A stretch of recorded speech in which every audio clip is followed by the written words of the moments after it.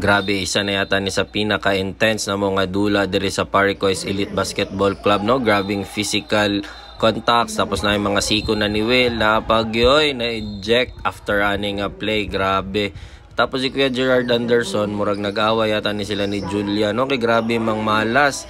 May gani na lang na si Taguro to save the day. Grabe, naghalimaw siya karon sa quarterfinals namo, no? 100 siguro na iyang gamit, pero syempre kita wa man tay score, clean defense lang ang ato ang iambag sa dula. Ana lang ta, depensa lang, no?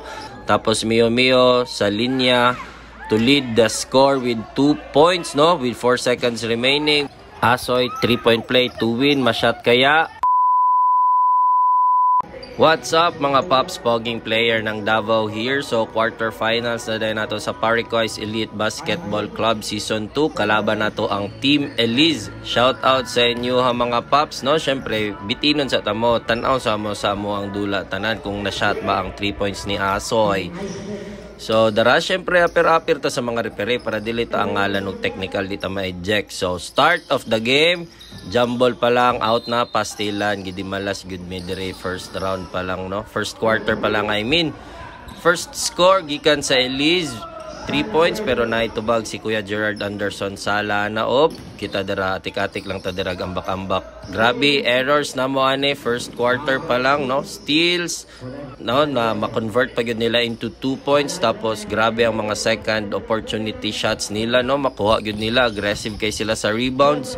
May gani na lang kaya mo ang Taguro kay naka 100% ng lakas ni siya diri, ano.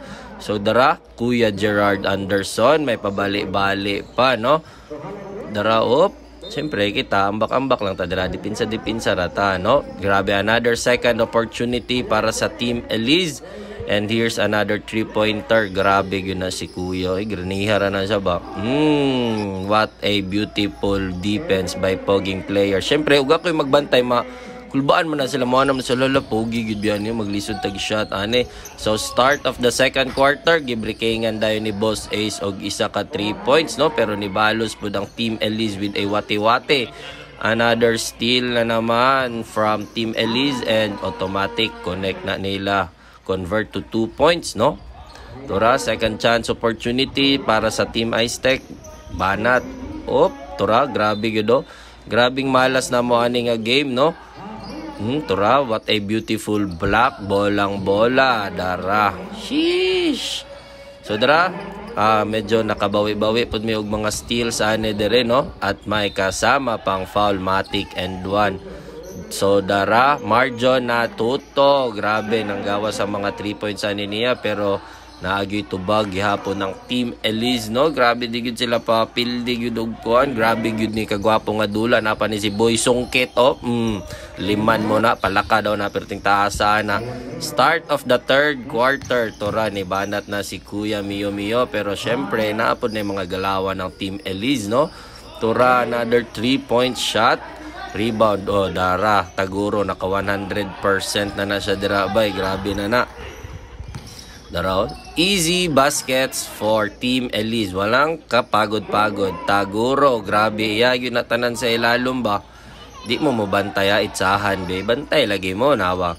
So, dara, mo na ang ginaingon nga grabing dimalas ni Kuya Gerard ng ka-layup libreng-libre. Pero power defense by Papa Cromwell, no? Joseph, grabe din ni pinsahay. Fast break na unta, nailog yapon, grabe yapon sa malas. Dara, easy buckets lang para sa Team Eliz. Dara, Marjan, nailugan, grabing dimalas. Dara na pod, another steal. Turnover na pod for Team Ice Tech, no? Giwati-wati pa ba, Dara, Marjan to Mio.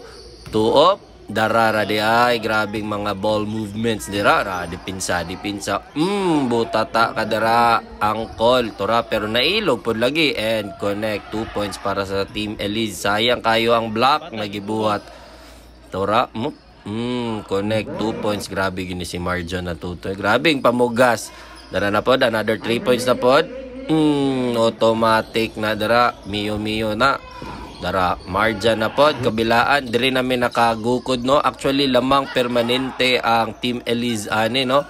Pero maune, fourth quarter, naka-run me diri og mga 4-2 nating sila, no? So, mao to. Daghan sila na pod ang nag-errors ane, fourth quarter sila nang nag-error pero lamang gihapon sila og kami gihapon ang nagagukod. No, rebounds makuha na namo, power rebounds. Dara, another turnover na pod. So dire mi nakarun, no, dire mi nakatabla sa ilaha. So dire na nagkagwapo ang dula. Dara kay tabla na, oh. Another error for Team Eliz, 3 seconds. Margin 4-3. Grabe, buak-buak ang mga tirada. Ayo, bangga kay Taguro. So, dara, oh. Sige, pag-kiss mo, kamo na lang. Sige, ha? Dara, Kuya Mio, nabutata. Naigo pa ang mata, pero okay lang. Dara, kani. Offensive foul for Team Eliz. Kay ni Sikwate ang siko. So, dara, Kuya Joseph, Mio. Tura 3 points. So dara errors na po ng mga Team Eliz, no?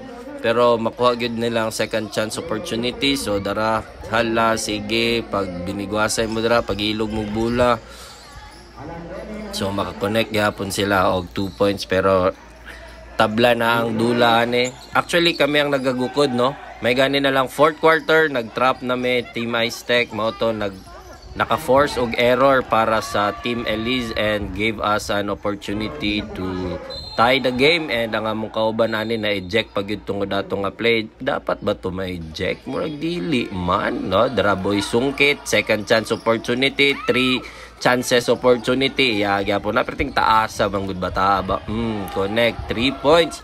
So tabla na pod ang lamang, tabla na pod ang score, habol-habol na pod me.